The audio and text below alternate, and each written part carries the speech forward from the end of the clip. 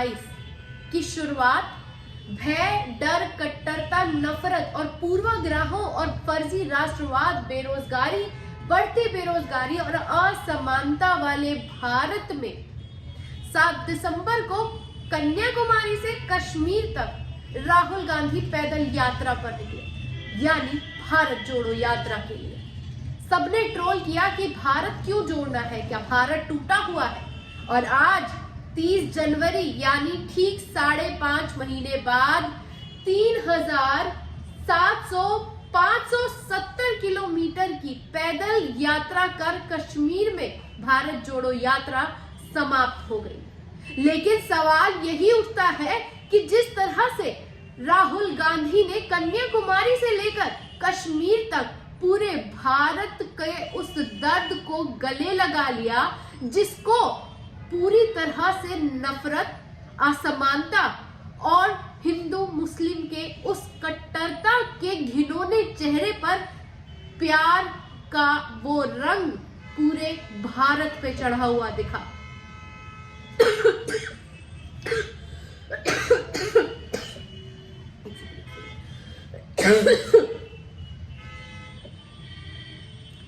और जब कश्मीर पहुंचे राहुल गांधी तो महबूबा मुफ्ती ने गले लगाते हुए कहा, राहुल तुम अपने घर आ गए, और प्यार से उन्हें गले लगा लिया।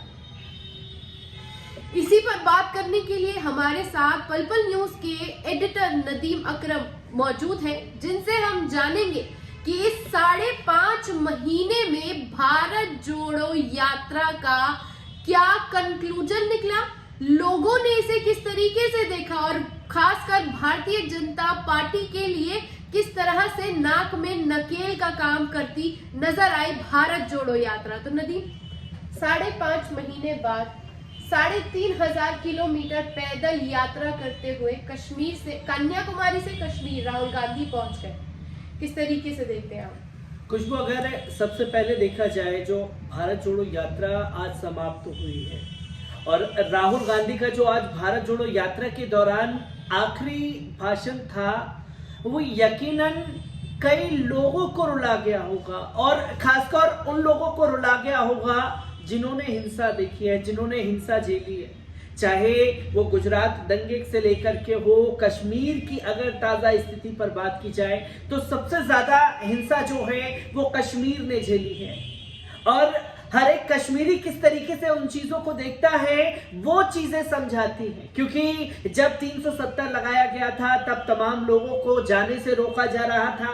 महबूबा मुफ्ती हो, चाहे उमर अब्दुल्ला हो, फारूक अब्दुल्ला हो, तमाम लीडरों को हाउस अरेस्ट कर दिया गया था, यानी कि घर से बाहर वो लोग नहीं निकल सकते थे। और महबूबा मुफ्ती ने गले लगा करके साफ तौर पर जो शब्द कहा, वो शब्द के अपने मायने हैं, जो कि समझने के तौर पर अगर समझा जाए तो ये उन लोगों के लिए है कि राहुल तुम अपने घर कश्मीर आ गए, यानी कि हिंसा जो है जिन लोगों ने झेली है वो इस मायने को समझेंगे। क्योंकि राहुल गांधी ने अपने भाषण में साफ तौर पर कहा कि जब मैं 14 साल का था, मैं स्कूल में पढ़ रहा था, तो उस दौरान प्रिंसिपल के पास फोन आता है, बोले कि तुम्हारे घर से फोन आया है, वो तुमसे बात करना चाहते हैं। और तब उन्हें 14 साल की उम्र में खबर मिलती है कि उनकी दादी को गोली मार दी गई है। और जब वो एक्सप्रेशन थे, वो जो भावुक चीजें थी, उसने लोगों को रवाना कर दिया, क्योंकि वो एक दर्द था हिंसा झेलने वाले परिवार का। और वो बार बार अपनी स्पीचेस में ये कहते रहे कि हिंसा झेलने वालों का दर्द वो लोग नहीं जान सकते जो हिंसा कराने में यकीन रखते हैं। देश के प्रधानमंत्री का वो नाम लेते हैं, अमित शाह जी का नाम लेते हैं, अजित डोभाल का नाम लेते हैं, क्योंकि ये तस्वीरें बहुत कुछ बयां करती है। फिर उन्होंने बताया कि 7 साल बाद जब मैं अमेरिका में पढ़ रहा था, 14 से 21 साल का हुआ, तब फिर दोबारा फोन आया और फोन पर जैसे ही मेरे पास कोई बताता तो मैंने सीधे ही कहा कि पापा मर गए। आप सोचिए कि एक नौजवान बच्चे के ऊपर जब पता चलता है कि ऐसी ऐसी चीजें उनके साथ में घटित हो गई हैं, तो क्या वो दर्द उस समय पर महसूस किया होगा। आज उसी दर्द को जो लोगों के साथ में हिंसा हुई, चाहे सैनिकों के साथ में हो रही हो, चाहे तमाम लोगों के साथ में जो हिंसा का शिकार हुए हो, भारत जोड़ो यात्रा के दौरान जो है राहुल गांधी खासतौर पर उन हिंसा पीड़ितों की आवाज बनने में कामयाब होकर के उभरे। और ये उन तमाम लोगों के एक गालों पर करारा तमाचा है जो राहुल गांधी को पप्पू का लक़ब दे रहे थे। और यही राहुल गांधी ने समझा दिया कि पप्पू नहीं पप्पा बन चुके हैं, जो कि इस दौरान हमने देखा कि जब दिल्ली में भारत जोड़ो यात्रा प्रवेश करने वाली थी तो किस तरीके से बवंडर मचा था। आपको अगर तस्वीरें याद हो पार्लियामेंट के अंदर के कोरोना आ गया, राहुल को समझाइए कि वो भारत जोड़ो यात्रा निकले। अब कहां गई भारतीय जनता पार्टी? तमाम रैलियां करती हुई नजर आई, क्योंकि इन तस्वीरों को समझने के अपने ही मायने हैं, खासतौर पर भारत जोड़ो यात्रा पर जो आज की तस्वीर सामने आई है। नदीम, इसी के साथ एक सवाल ये भी उठता है कि भारतीय जनता पार्टी भी अपनी रैली लेकर सड़कों पर निकली थी, उसकी तस्वीरें भी आपके सामने आई थी, लेकिन सवाल तो यही उठता है कि राहुल कितना कामयाब हुए भारतीय जनता पार्टी के उस जख्मी भारत को पर मरहम लगाने के लिए, क्योंकि भारतीय जनता पार्टी तो साफ तौर पर ये कहती हुई नजर आ रही है कि ये फ्लॉप रैली है। यानी अगर हम अभी की भी अगर हम बात करें तो इस टाइम माफी मांगो यात्रा ट्रेंड कर रहा है। इसे आप किस तरीके से देखते हैं? खुशबू, जैसे कि ये माफी मांगो यात्रा बताई जा रही है, खासतौर पर अगर इसे समझने की कोशिश की जाए, ये राहुल गांधी ने अपनी छवि को बदला है, खासतौर पर कांग्रेस की छवि को भी बदलने का काम किया है। क्योंकि मैं एक डाटा देख रहा था, कई दिग्गज जो जर्नलिस्ट हैं उन्हें मैं लगातार सुनता रहता हूं, जिनका साफ तौर पर यह कहना है कि अभी अगर 5 से 1 हफ्ते के अंदर चुनाव हो जाते हैं तो इसका बेनिफिट जो है 2024 में खासतौर पर कांग्रेस पार्टी को मिलेगा। क्योंकि 390 दिन का, जैसे हर रिपोर्ट में आप बार बार जिक्र कर रही है कि 390 दिन से भी कम का समय रह गया है 2024 के चुनाव के लिए।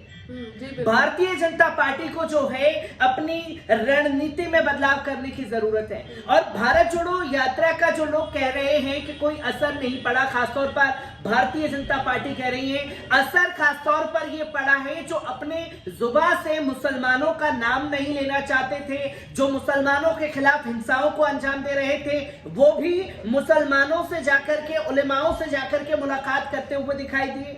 मोहन भागवत जो दिल्ली के एक मस्जिद में जाकर के एक इमाम से मुलाकात करते हैं। और इसके साथ साथ अगर बात की जाए देश के प्रधानमंत्री जी की, तो देश के प्रधानमंत्री जी ने साफ तौर पर कहा कि 2024 के लिए हमें मुसलमानों की जरूरत पड़ेगी, जो कि तस्वीरों को समझना बहुत जरूरी है। इसके अपने मायने हैं, क्योंकि भारत जोड़ो यात्रा ने राहुल गांधी की भारतीय जनता पार्टी को अंदर से हिला करके रख दिया है।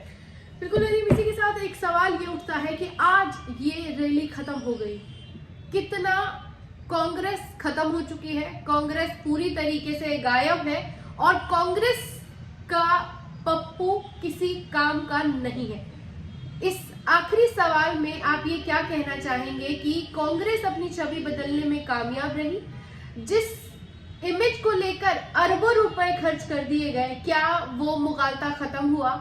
और इसी के साथ साथ अब क्या कांग्रेस अपनी रणनीतियों के साथ आगे बढ़ेगी या फिर वही उनके आपसी कलहों के बीच में भारतीय जनता पार्टी को मौका मिल जाएगा 351वें दिन के बाद इसका फायदा उठाने के लिए? खुशबू, सबसे पहले अगर बात की जाए, मैं शुरू से बात करता हूं कन्याकुमारी से। कन्याकुमारी से यात्रा शुरू होती है, कन्याकुमारी से केरल में एंटर होती है। केरल में सबसे ज्यादा समय जो है राहुल गांधी बिताते हैं और केरल में ही जब ये यात्रा पहुंचती है, आपको याद होगा पॉपुलर फ्रंट ऑफ इंडिया का किस तरीके से तमाम जगह छापेमारी हुई, क्योंकि केरल में सबसे ज्यादा मजबूत गढ़ था, एक डाइवर्जन करने की कोशिश की। और राहुल गांधी ने उस दौरान पर जब ये सारी चीजें हुई तो राहुल गांधी ने अपनी यात्रा रोक दी, क्योंकि यही मीडिया और यही भारतीय जनता पार्टी थी जो उनके तार पॉपुलर फ्रंट ऑफ इंडिया से जोड़ने पर लगी हुई थी। तो जब राहुल गांधी से ये खासतौर पर सवाल पूछा गया जो कार्रवाई पॉपुलर फ्रंट ऑफ इंडिया पर हुई है, तो राहुल गांधी ने साफी शब्दों में ये कहा कि आप पॉपुलर फ्रंट ऑफ इंडिया की बात कर रहे हैं, मैं तो कह रहा हूं जो हिंसा फैला रहा है उन सबको बैन कर दो।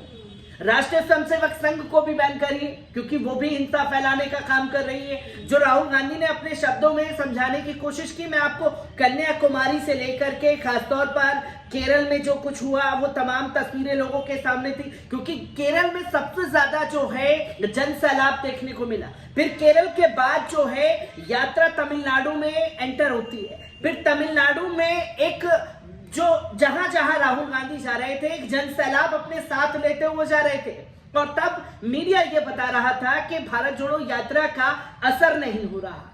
कन्याकुमारी में भीड़, केरल की भीड़ और फिर तमिलनाडु में भीड़।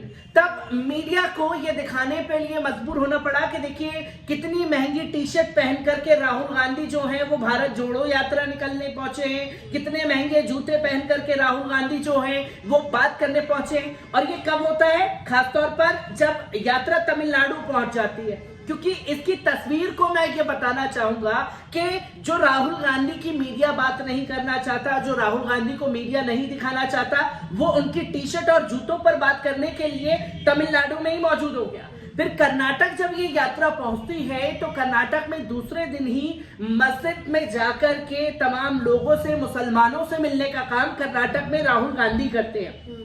और फिर यही मीडिया और यही भारतीय जनता पार्टी उस यात्रा को लेकर के बोलते हैं, देखिए ये वो लोग हैं जो मस्जिद में तो चले जाते हैं पर मंदिरों में जाने से शर्म आती है। फिर अगले दिन ही राहुल गांधी अपनी यात्रा के दौरान एक मठ के बड़े दिग्गज लोगों से मिलते हैं, स्वामियों से मुलाकात करते हैं और मठ में जाकर के तमाम चीजें करते हुए दिखाई देते हैं। तो एक करारा तमाचा जो है ये भारतीय जनता पार्टी के गालों पर मिलता है, जो हिंदू मुस्लिम करने की कोशिश कर रही थी। फिर तीसरे दिन की तस्वीर खासतौर पर कर्नाटक से सामने आती है कि एक चर्च में जाते हुए राहुल गांधी दिखाई देते हैं। असल में भारत जोड़ो यात्रा का जो जोड़ने का मकसद था वो मकसद ही यही था कि हम सभी धर्मों को लेकर के साथ में चलेंगे, जो कि कर्नाटक में जब ये चीजें राहुल गांधी ने की तो लोग जो हैं खुद ब खुद राहुल गांधी के साथ जुड़ते हुए दिखाई दिए, जो कि तस्वीरें लोगों के सामने आई। फिर इसके साथ साथ आप अगर बात करें आंध्र प्रदेश, तेलंगाना, तेलंगाना के बाद महाराष्ट्र, महाराष्ट्र से सीधा मध्य प्रदेश में एंटर होती है, मध्य प्रदेश से यात्रा जो है राजस्थान आती है, राजस्थान से हरियाणा और हरियाणा से दिल्ली, और दिल्ली के बाद जो है उत्तर प्रदेश में एंटर होती है। उत्तर प्रदेश के बाद पंजाब और तमाम जगहों पर जाती हुई ये यात्रा दिखाई देती है, जिसने एक छाप जो है वो छोड़ दी है कि 2024 में जो भारतीय जनता पार्टी को खासतौर पर यह लग रहा था कि वो एक बड़े मार्जिन से जीत सकती है, बड़ी चीजें करती हुई दिखाई देती है, उसमें एक करारी सेंध मारने का काम राहुल गांधी ने कर दिया है। क्योंकि जो ग्राफ राहुल गांधी का खासतौर पर कांग्रेस पार्टी का गिरा हुआ था, 57 सीटों पर सिमटी हुई, अब ये ग्राफ अगर बढ़ेगा तो भारतीय जनता पार्टी को झटका लगेगा, क्योंकि साफ तौर पर अब जो मिशन खासतौर पर कांग्रेस का चल रहा है वो ये कि जहां भी मुकाबला हो वहां भारतीय जनता पार्टी या कांग्रेस हो या जो मिलकर के साथ में चल रहे हैं, सीधा सीधा मुकाबला इन सब के बीच हो। और जब ये चीजें होंगी तो 2024 में इसका सबसे ज्यादा नुकसान भारतीय जनता पार्टी को लगेगा, क्योंकि बिहार ने आईना दिखा दिया इसी भारत जोड़ो यात्रा के दौरान में, जिस तरीके की तस्वीरें सामने आई, क्योंकि राह जो है वो और मुश्किल कर दी है भारतीय जनता पार्टी के लिए 24 के लिए, क्योंकि इतना आसान जितना लग रहा था भारतीय जनता पार्टी के लिए वो राहें मुश्किल है। दो ही चीज से हो सकता है, जो 2019 में पुलवामा में हुआ, सैनिकों के नाम पर वोट मांग ले, या इस खेल के माहिर खिलाड़ी हैं अमित शाह जी और देश के प्रधानमंत्री, तो कुछ ऐसा कारनामा करना पड़ेगा जिससे लोगों का रुझान जो है सीधे सीधे भाजपा के साथ जुड़े। तो 5.5 महीने के बाद ये तो साफ हो गया कि जिन जिन प्रपंचों में राहुल गांधी और कांग्रेस को खींचने की कोशिश की जाती थी, कांग्रेस ने इस बार किसी भी प्रपंच में ना फंसते हुए तमाम देश, धर्म, जाति के लोगों को गले लगाया है। और हम खुद राहुल गांधी से मिले, ये राहुल गांधी वो राहुल गांधी नहीं थे जिनसे हम पहले भी कई बार मिल चुके थे। मैं इसके दौरान एक बात और ऐड करना चाहूंगा। इस भारत जोड़ो यात्रा के दौरान जो सबसे ज्यादा कॉमन चीज थी वो ये कि पूरी तरीके से राहुल गांधी ने खुद ही मीडिया का बायकॉट कर रखा था, क्योंकि कभी भी ऐसी रैली या यात्रा होती है तो हम लोगों को ये लगता है कि भाई साहब वो चैनल वाले हैं, वो तो इंटरव्यू कर ही लेंगे। पर इस बीच राहुल गांधी ने जितनी भी चीजें की वो सिर्फ और सिर्फ प्रेस कॉन्फ्रेंस की, तमाम चीजें नहीं की।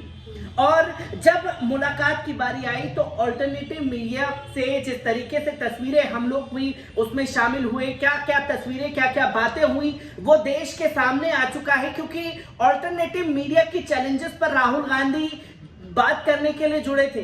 क्योंकि इस बीच कुछ लोग ऐसे भी थे जो कांग्रेस को सिर्फ घेरने के लिए गए हुए थे कि मुसलमानों के मुद्दे पर नहीं बोलते।